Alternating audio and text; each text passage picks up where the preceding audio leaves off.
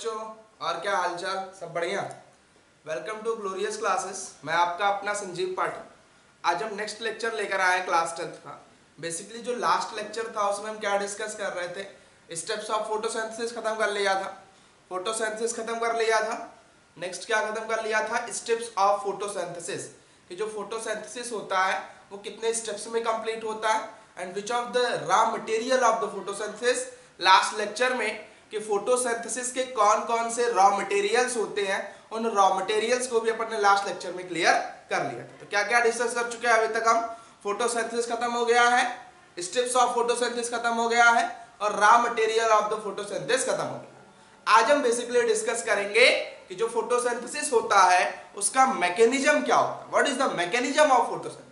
Photosynthesis का mechanism क्या है, कैसे होता है फोटोसिंथेसिस, कितने स्टेप्स में हो रहा होता है फोटोसिंथेसिस।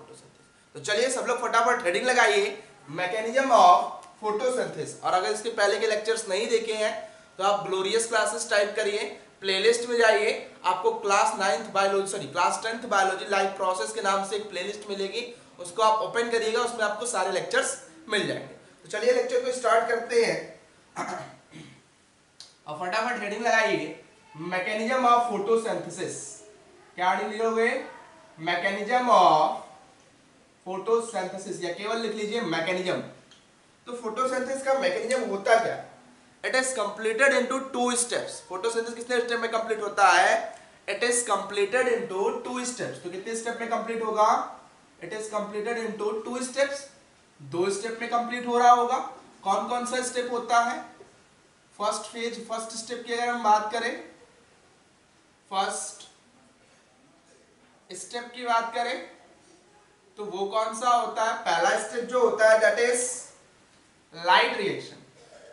पहला स्टेप जो होता है दैट इज लाइट रिएक्शन। और जो सेकंड स्टेप होता है या सेकंड फेज होता है, सेकंड स्टेप या सेकंड फेज होता है, ये फर्स्ट स्टेप या फर्स्ट फेज, सेकंड स्टेप या सेकंड फेज होता है, तो ये कैसा रिएक्शन होता है? That is a dark reaction. ये कैसा रिएक्शन होता है? Dark reaction. तो पहला स्टेप जो है उसमें क्या होगा? लाइट रिएक्शन होगा। और दूसरा स्टेप जो है इसमें कौन सा रिएक्शन होगा? डार्क रिएक्शन होगा। अब आप यहां पे नहीं समझ पा रहे होंगे कि सर ये लाइट रिएक्शन क्या बता रहे हो, वहां पर डार्क रिएक्शन क्या बता रहे हो। दोनों दो चीजें हैं। देखो पहला हेडिंग डालो, फटाफट फर्स्ट हेडिंग लगाओ, लाइट रिएक्शन। फर्स्ट हेडिंग डालो, लाइट रिएक्शन। लाइट रिएक्शन होता क्या है? सबसे पहली चीज डेफिनेशन नाम से क्लियर है, लाइट रिएक्शन। तो आप क्या कह सकते हो? The reaction which occur in the presence of light, the reaction which occur in the presence of light is called as a light reaction. Definition क्या लिख सकते हो कि the reaction which occurs in the presence of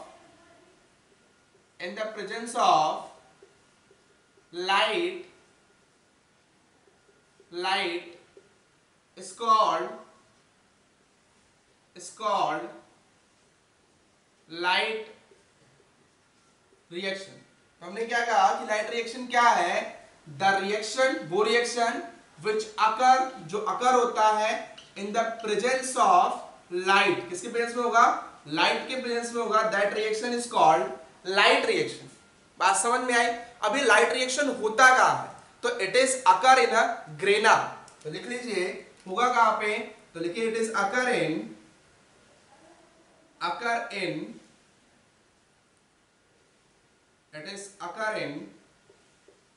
grana. कहां पर हो रहा होता है? ग्रेना में हो रहा होता है। दूसरी चीज अगर हम डिस्कस करें कि जो लाइट रिएक्शन है, ये लाइट रिएक्शन एक्चुअल में हो कैसे रहा। देखो यहां पे जैसे मान लीजिए ये क्या एग्जिस्ट कर रहा है? लीफ एग्जिस्ट कर रही है। ये क्या एग्जिस्ट कर रहा है? लीफ एग्जिस्ट कर रही है। ये लीफ एग्जिस्ट कर रही है। अब मान लो यहां पे सन से लाइट क्या हो रही है? रेडिएट हो रही है। ये सन से लाइट रेडिएट हो रही है। तो जब सन से लाइट रेडिएट होगी तो किस पे फॉल होगी? ये लाइट जो होगी दैट इज फॉल ऑन, लिख लो यहां पे, that is fall on leaves ये किस पे फॉल होगी, लीव्स पे फॉल होगी। और जब फॉल होगी तो इस लीफ के अंदर क्या है, इसके अंदर है क्लोरोफिल, इसके अंदर क्या है, क्लोरोफिल है। और ये क्लोरोफिल किसके लिए रिस्पॉन्सिबल होता है, बता रखा हूं किसके लिए रिस्पॉन्सिबल होता है, एब्जॉर्प्शन ऑफ सनलाइट। ये किसका एब्जॉर्प्शन करता है, सनलाइट का एब्जॉर्प्शन करता है। इसके थ्रू सनलाइट क्या होती है, एब्जॉर्ब होती है। तो यहां पर किसका एब्जॉर्प्शन हो गया, सनलाइट का एब्जॉर्प्शन हो गया। अब जब सनलाइट एब्जॉर्ब हो गई तो ये क्या प्रोवाइड करेगी, ये सिस्टम को प्रोवाइड करेगी एनर्जी। क्या प्रोवाइड करेगी, एनर्जी। और जो किसको प्रमोट करेगा, दैट प्रमोट द किसको प्रमोट करेगा, promote the process of photolysis. किसको प्रमोट करेगा, promote the process of photolysis, photolysis की प्रोसेस को प्रमोट करेगा। फिर से एक बार चीजों को सुनो, हमने कहा सनलाइट क्या हुआ, रेडिएट हुई, लीफ पे फॉल हुई, इसको क्लोरोफिल क्या किया, एब्जॉर्ब किया, जो लीफ के अंदर है ये क्लोरोफिल इसको एब्जॉर्ब किया। यहाँ पे लाइट का एब्जॉर्प्शन हुआ, एब्जॉर्ब होने के बाद यहाँ पे सिस्टम को क्या मिल गई, एनर्जी मिली। जब एनर्जी मिली तो वो किसको प्रमोट किया, प्रोसेस ऑफ फोटोलिसिस को। और फोटोलिसिस जानते हो क्या होता है, ब्रेकडाउन ऑफ वाटर मॉलिक्यूल। तो यहाँ पे वाटर मॉलिक्यूल का क्या होगा, ब्रेकडाउन होगा। जैसे मान लो एक इक्वेशन लिखते हैं, दो हमने वाटर के मॉलिक्यूल ले रखे, ये क्या ले रखा है, 2 मोल वाटर ले रखा है। अब इसका हमें ब्रेकडाउन कराना है, किसके प्रेजेंस में, किसके प्रेजेंस में हो रहा है, इन द प्रेजेंस ऑफ सनलाइट। जो सनलाइट रेडिएट हो रही है, यूवी जो सनलाइट रेडिएट हो रही है, इससे जो एनर्जी मिल रही है वो इसको ब्रेक कर रही है।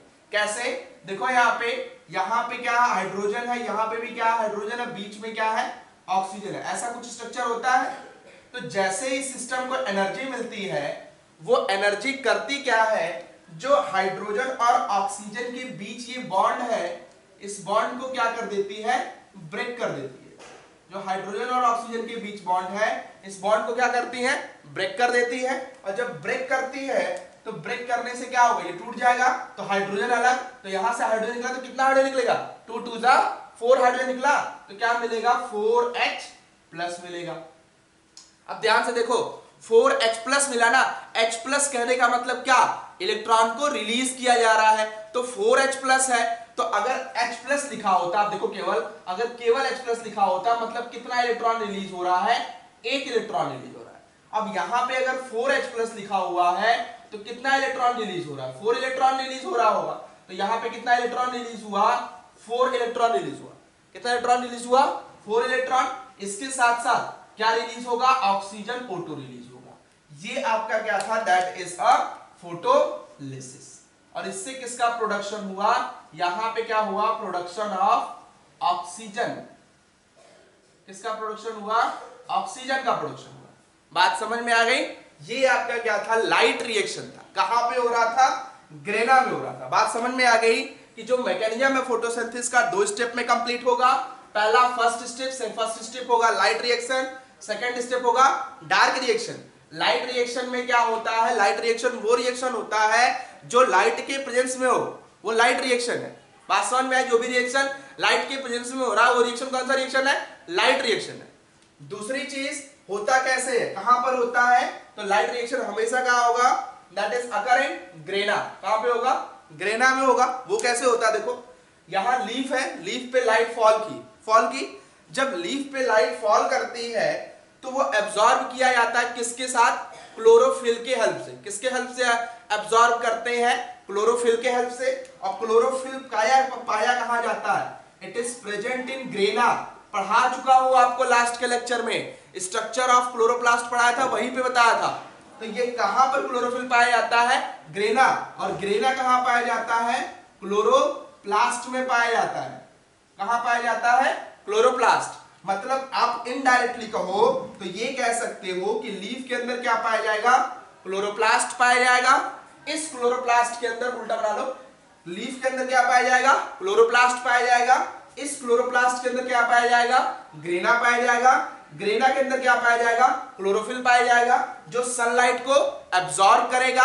जब वो लाइट को एब्जॉर्ब करेगा तो लाइट वैसे ही क्या है, रेडिएशन एनर्जी है, तो यहां पे एनर्जी क्या हुई, एब्जॉर्ब हुई। अब वो जो एनर्जी एब्जॉर्ब होती है वो वाटर के मॉलिक्यूल को ब्रेक करने में चली जाती है, और उसी को क्या कहते हैं, फोटोलिसिस कहते हैं। बात समझ में आई। और यहां पे हमने एग्जांपल में ले भी लिया है, यहां पे देखिए 2 मोल हमने क्या ले रखा है, वाटर का मॉलिक्यूल ले रखा, और ये सनलाइट की प्रेजेंस में क्या हो रहा है, ब्रेक हो रहा है।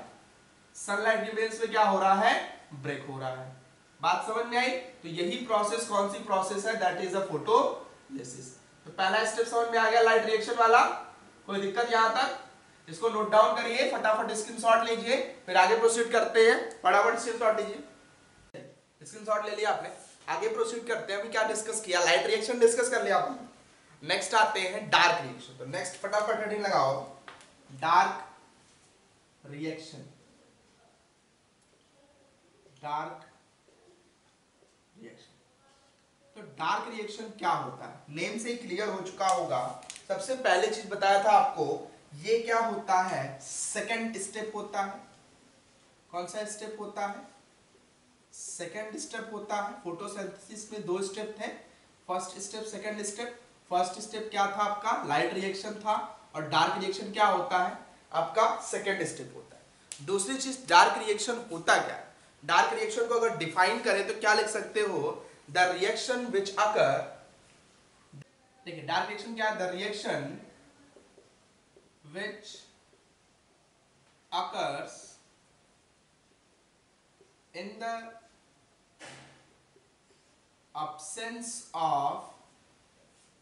the absence of light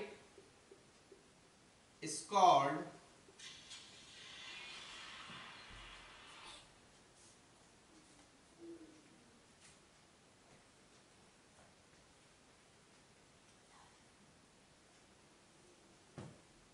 ठीक है, हमने क्या कहा, the reaction which occur in the absence of light called dark reaction, उसे क्या कहते हैं, डार्क रिएक्शन कहते हैं।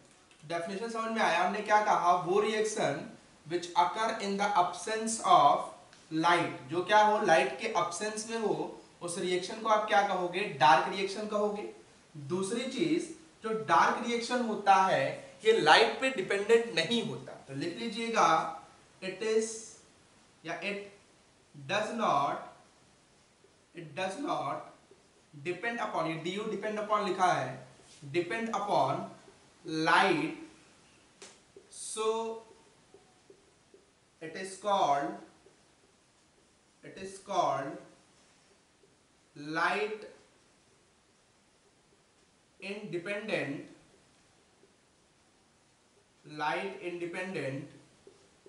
रिएक्शन। बात समझ में आएगी, ये क्या होता है, हमने कहा क्या कि that does not depend upon light, ये रिएक्शन लाइट पे डिपेंड नहीं करता, इसीलिए इसे क्या कहते हैं, लाइट इंडिपेंडेंट रिएक्शन कहते हैं।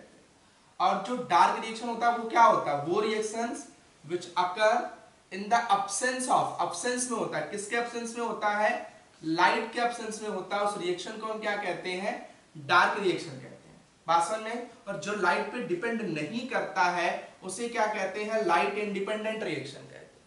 दोनों पॉइंट समझ में आया। दूसरी चीज ये होता कहां है, तो नेक्स्ट लिख लीजिए, it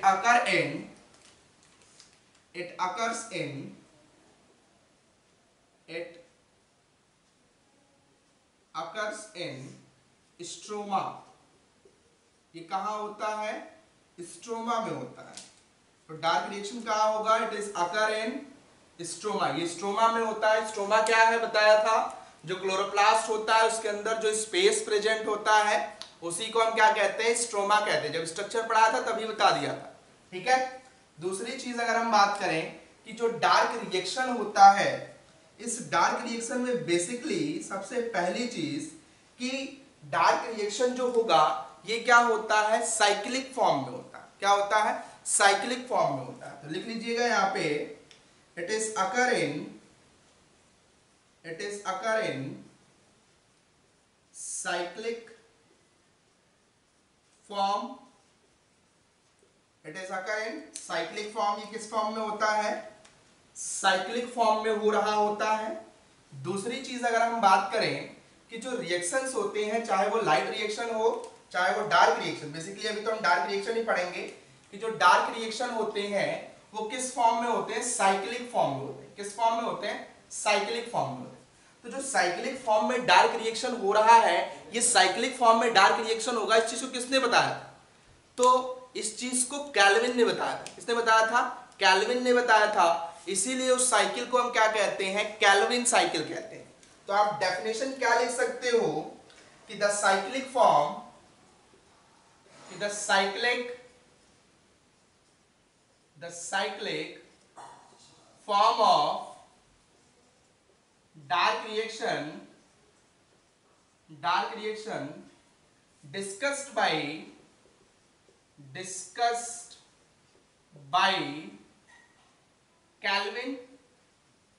Calvin. So this cycle is called Calvin cycle. Cycle is called Calvin cycle. बात समझ में आया कि द साइक्लिक फॉर्म, डेफिनेशन क्या लिखा आपने? The cyclic form of dark reaction discussed by Calvin, so it is called, so this cycle is called Calvin cycle. जो cyclic form है डार्क रिएक्शन का, ये किसके थ्रू डिस्कस किया गया था? ये डिस्कस किया गया था कैल्विन के थ्रू। इसीलिए इस साइकिल को क्या कहा जा रहा था? कैल्विन साइकिल कहा जा रहा था। क्या कहा जा रहा था? Calvin cycle. दूसरी चीज, जो कैल्विन साइकिल होती है, इसमें होता क्या है? चलिए तो फर्स्ट हेडिंग लगाइए यहाँ पे, कैल्विन साइकिल। हेडिंग डालिए कैल्विन साइकिल। कैल्विन साइकिल क्या होती है? Calvin cycle. तो यहां पे सबसे पहली चीज, कैल्विन साइकिल में होता क्या है?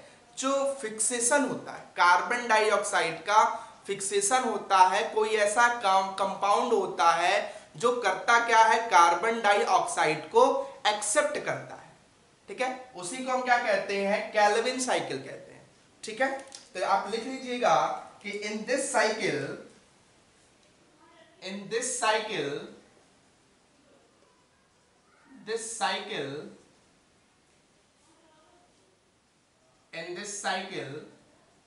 the carbon dioxide accepted by carbon dioxide को एक्सेप्ट कौन करेगा? RuBp। कौन एक्सेप्ट करता है? RuBp। RuBp का फुल फॉर्म क्या है? That is ribulose 1,5 bisphosphate. क्या है इसका नाम? फुल फॉर्म क्या है? That is ribulose 1,5 bisphosphate. ठीक है, यही RuBp क्या करता है? एक्सेप्ट करता है। क्या करता है?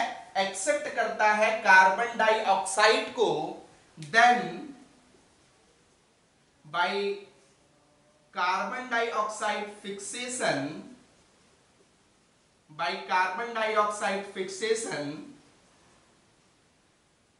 the carbon dioxide क्या कहा? by the carbon dioxide fixation it convert into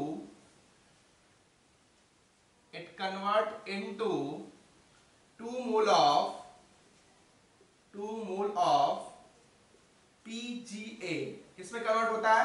2 mole of PGA। ये PGA क्या है? दैट इज फॉस्फोग्लिसरिक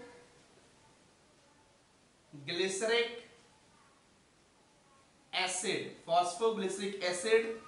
और किसके प्रेजेंस में ये कन्वर्ट होता है? लिख लीजिए, इन द प्रेजेंस ऑफ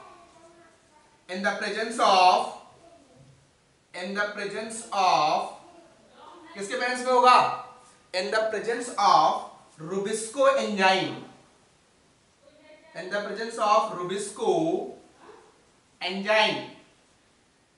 किसके प्रेजेंस में होगा? इन the presence of Rubisco enzyme.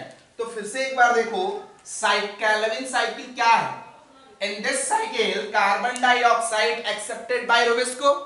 इस साइकिल में क्या होगा, the carbon dioxide accepted by Rubisco, Rubisco कह रहा RUBP।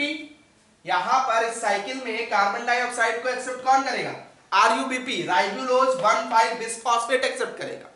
और उसको एक्सेप्ट करने के बाद वहां पर जो कार्बन डाइऑक्साइड एक्सेप्ट हुआ इसका क्या होता है, फिक्सेशन करता है। और फिक्सेशन होने से वो किस में कन्वर्ट हो जाता है, फॉस्फोग्लिसरिक एसिड में। और किसकी प्रेजेंस में कन्वर्ट होता है, इन the presence of Rubisco enzyme. बात समझ में आ गई पूरी। हमने कहा डार्क रिएक्शन जो है ये सेकंड स्टेप है, ये लाइट के अब्सेंस में होता है इसलिए इसको डार्क रिएक्शन कहते हैं। ये रिएक्शन लाइट पे डिपेंडेंट नहीं होता इसीलिए इसे लाइट इंडिपेंडेंट रिएक्शन कहते हैं। ये होता कहां है, it is occur in stroma. कहां पर होता है, स्ट्रोमा में होता है। दूसरी चीज ये किस फॉर्म में होता है, साइक्लिक फॉर्म में होता है। किस फॉर्म में होता है, साइक्लिक फॉर्म में होता है। और जो साइक्लिक फॉर्म है डार्क रिएक्शन का, इसको किसने डिस्कस किया था, कैल्विन ने डिस्कस किया था। इसीलिए इस साइकिल को क्या कहा गया, कैल्विन साइकिल कहा गया। दूसरी चीज जो कैल्विन साइकिल है, इस कैल्विन साइकिल में होता क्या है, फर्स्ट कार्बन डाइऑक्साइड। इस कैल्विन साइकिल में कार्बन डाइऑक्साइड को एक्सेप्ट करता है। कौन एक्सेप्ट करता है, RUBP राइबुलोज 1,5 बिसफॉस्फेट इसका फुल फॉर्म है। और तब होता क्या है, कार्बन डाइऑक्साइड का फिक्सेशन होता है जिससे क्या बनता है, फॉस्फोग्लिसरिक एसिड बनती है। क्या बनती है, फॉस्फोग्लिसरिक एसिड बनती है। और किसके प्रेजेंस में, इन the presence of Rubisco enzyme.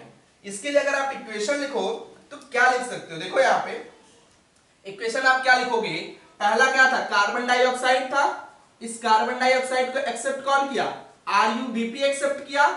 और एक्सेप्ट करके ये किसमें कन्वर्ट हो गया, 2 मोल ऑफ फॉस्फोग्लिसरिक एसिड में। किसमें कन्वर्ट हुआ, 2 मोल ऑफ फॉस्फोग्लिसरिक एसिड में। और किसकी प्रेजेंस में, इन the presence of Rubisco enzyme. In the presence of Rubisco enzyme, अभी फुल फॉर्म रुबिस्को का बता दूंगा। किसके प्रेजेंस में हुआ, इन the presence of Rubisco enzyme.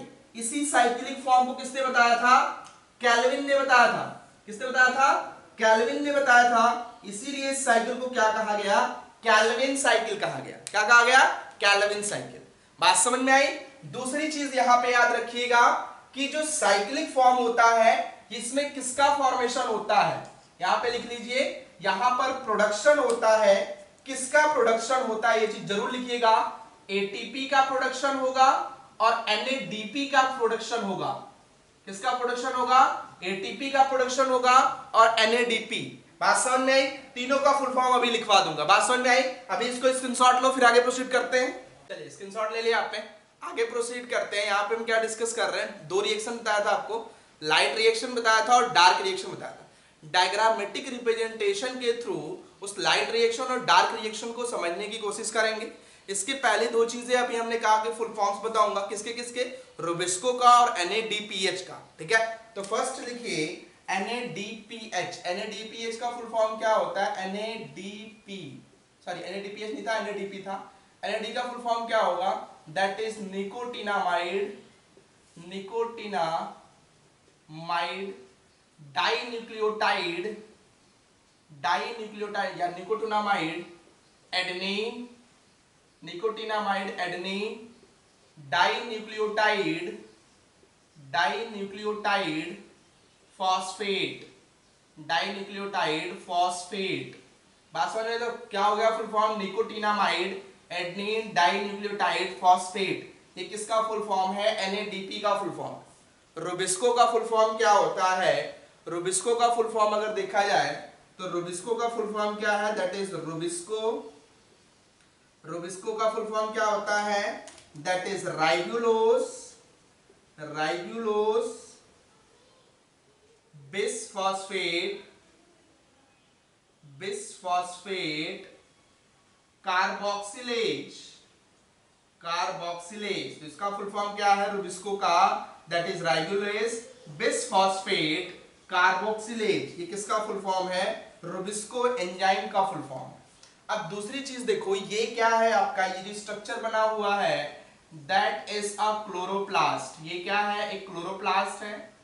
इस क्लोरोप्लास्ट में ये जो एग्जिस्ट कर रहा है दैट इज आउटर मेम्ब्रेन, सब लोग जानते हैं, and that is inner membrane. ये क्या है? इनर मेम्ब्रेन है, और ये क्या है? That is outer membrane. ये दो मेम्ब्रेन एग्जिस्ट कर रही है, इनके बीच में ये कुछ स्पेस एग्जिस्ट करता है। इस स्पेस को आप क्या कहते हो? स्ट्रोमा कहते हो। क्या कहते हो? स्ट्रोमा कहते हो। और इसी स्ट्रोमा में आपको बता चुका हूं कौन सा रिएक्शन होता है? डार्क रिएक्शन होता है। कौन सा रिएक्शन होता है? डार्क रिएक्शन होता है। और इसी में ये जो स्ट्रक्चर एग्जिस्ट कर रहा है ये साइक्लाइड, इसे क्या कहते हैं? ग्रेनम कहते हैं। क्या कहते हैं? ग्रेनम कहते हैं। और यहां पर क्या होता है? यहां पे लाइट रिएक्शन होता है। तो यहां पे कौन सा रिएक्शन प्रोसीड होता है? लाइट रिएक्शन प्रोसीड होता है। कौन सा रिएक्शन होता है? Light reaction. तो यहां पे कौन सा रिएक्शन हुआ? Light reaction. और यहां पे कौन सा रिएक्शन हुआ? Dark reaction. तो यहां पे लाइट रिएक्शन होता कैसे? जैसे देखिए यहां पे क्या हुआ, इधर से क्या होता है? वाटर का मॉलिक्यूल इंटर होता है। यहां से क्या है? ग्रेना में, ग्रेना पे मान लीजिए ये सनलाइट क्या हो रही है? रेडिएट हो रही है। जब सनलाइट फॉल होगी तो सनलाइट के फॉल होने से, रेडिएट होने से इस ग्रेना को क्या मिलेगी? एनर्जी। ग्रेना में क्या है? क्लोरोफिल है। वो क्लोरोफिल क्या करेगा? एब्जॉर्ब कर लेगा सनलाइट को। तब करेगा क्या? फोटोलिसिस अभी बताया हूं। तब ये वाटर का मॉलिक्यूल टूट जाएगा, और वाटर के मॉलिक्यूल के टूटने के बाद प्रोडक्ट क्या मिलेगा? आपका 2H+ मिलेगा। दो है ना, तो 2H+ मिलेगा, 2 इलेक्ट्रॉन्स मिलेंगे, और इसके साथ साथ क्या होगा? एक ऑक्सीजन मिल रहा होगा। बात समझ में आई? नहीं आई? आई बात समझ में? तो यही क्या था? आपका फोटोलिसिस था। बताया था ना, यही प्रोसेस कौन सी थी? फोटोलिसिस। और ये किस में होती थी? डार्क रिएक्शन में। तो कहां हो रही है? ग्रेना में हो रही है डार्क रिएक्शन। बात समझ में आई? स्ट्रोमा के केस में क्या होता है? यहां पे जो होता है डार्क रिएक्शन होता है, और यहां पे कौन सा रिएक्शन हो रहा था? ग्रेना में लाइट रिएक्शन। सॉरी, डार्क बोला था आयुब पहले। लाइट रिएक्शन होता है यहाँ पे, और यहाँ पे कौन सा रिएक्शन हो रहा है? Dark reaction. तो हमने बताया था यहाँ पे जो रिएक्शन होता है डार्क रिएक्शन, वो साइक्लिक फॉर्म में होता है। तो यहाँ पे जो रिएक्शन होगा वो किस फॉर्म में होता है? साइक्लिक फॉर्म में होता है। किस फॉर्म में होता है? साइक्लिक फॉर्म में होता है। और कौन सी साइकिल होती है? कैल्विन साइकिल होती है। कौन सी साइकिल होती है? Calvin cycle. यहां पर क्या होता है? यहां पे कार्बन डाइऑक्साइड इंटर होता है और रुबिस्को से कंबाइन करता है, सॉरी आरयूबीपी से कंबाइन करता है, और एज अ प्रोडक्ट होने के बाद एज अ प्रोडक्ट क्या बनाता है? 2 मोल ऑफ फॉस्फोग्लिसरिक एसिड बना देता है।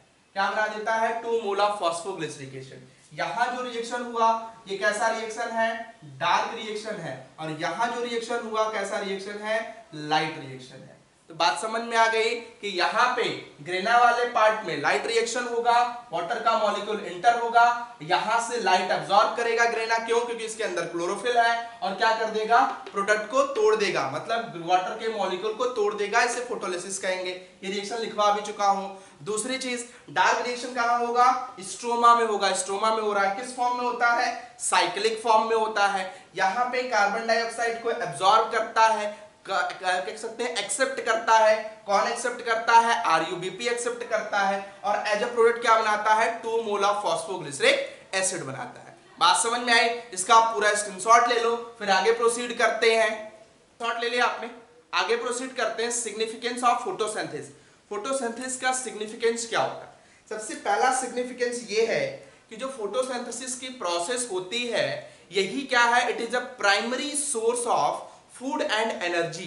यही क्या होता है? प्लांट्स के लिए, हम लोग के लिए ही, हेटेरोट्रॉफ्स के लिए ही जो प्राइमरी सोर्स होता है एनर्जी का। तो सबसे पहली चीज आप क्या लिख सकते हो कि इट इज अ, लिखिए यहां पे पहला इसका सिग्निफिकेंस क्या है कि it is primary source of, primary source of, किसका प्राइमरी सोर्स होता है? Food and energy. Food and energy यहां पे लिख लीजिएगा कि it is a primary source of, ये प्राइमरी सोर्स है किसका? फूड एंड एनर्जी का। दूसरा सिग्निफिकेंस जो इसका है फोटोसिंथेसिस का, वो दूसरा सिग्निफिकेंस ये है कि जो फोटोसिंथेसिस होती है उससे, उसमें क्या होता है? कार्बन डाइऑक्साइड का कंजम्पशन होता है, और ऑक्सीजन का क्या होता है, प्रोडक्शन होता है ना। जब भाई फोटोसिंथेसिस होती है तो उसमें कार्बन डाइऑक्साइड लगता है और एज अ प्रोडक्ट क्या प्रोड्यूस होता है, ऑक्सीजन प्रोड्यूस होता है। तो आप क्या कह सकते हो कि जो फोटोसिंथेसिस होती है ये क्या करता है, कार्बन डाइऑक्साइड और ऑक्सीजन की कंसंट्रेशन को बैलेंस करता है। तो फोटोसिंथेसिस क्या करता है, responsible for balancing the concentration of किसका कंसंट्रेशन बैलेंस करेगा, concentration of carbon dioxide and oxygen. तो पहली चीज प्राइमरी सोर्स है फूड और एनर्जी का और बैलेंस करता है कार्बन डाइऑक्साइड और ऑक्सीजन के कंसंट्रेशन को। ये तो क्या हो गया, सिग्निफिकेंस हो गया फोटोसिंथेसिस का। इसको नोट डाउन करो, फिर एक इंपॉर्टेंट टॉपिक डिस्कस करेंगे, फैक्टर अफेक्टिंग। कौन कौन से फैक्टर फोटोसिंथेसिस को अफेक्ट कर सकते हैं, स्क्रीनशॉट ले लिया आपने।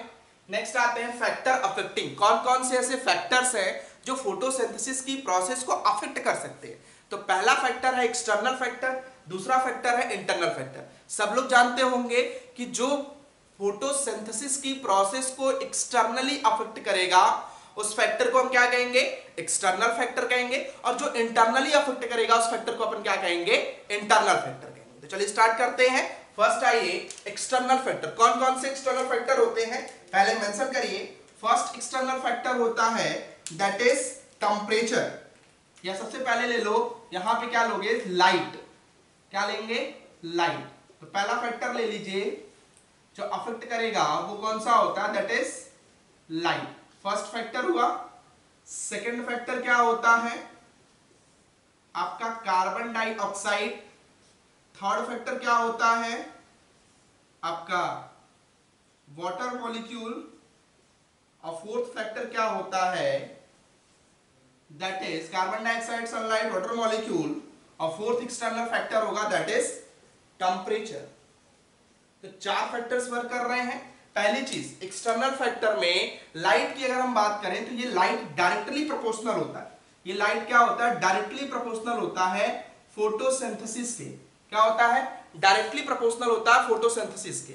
मतलब कि क्या, जितना ज्यादा लाइट होगी उतनी ही तेजी से क्या होगा, रेट ऑफ फोटोसिंथेसिस होगा। लेकिन जब मैक्सिमम हो जाता है, बहुत ज्यादा इंक्रीज हो जाता है, जब मैक्सिमम हो जाता है क्या, लाइट का कंसंट्रेशन जब मैक्सिमम हो जाता है, तो यहां ना लिख के यहां लिखो कि जब लाइट का कंसंट्रेशन मैक्सिमम हो जाए, जब बहुत ज्यादा हो जाता है, तो रेट ऑफ फोटोसिंथेसिस क्या हो जाता है, डिक्रीज कर जाता है। दूसरी चीज कार्बन डाइऑक्साइड जो है ये भी क्या होता है, डायरेक्टली प्रोपोर्शनल होता है किसके, रेट ऑफ फोटोसिंथेसिस के। जितना ज्यादा कार्बन डाइऑक्साइड होगा उतनी ही ज्यादा फोटोसिंथेसिस होगी। लेकिन जब ये भी बहुत ज्यादा मैक्सिमम हो जाता है, वेरी मैक्सिमम, तो ये प्लांट के लिए क्या हो जाता है, टॉक्सिक हो जाता है।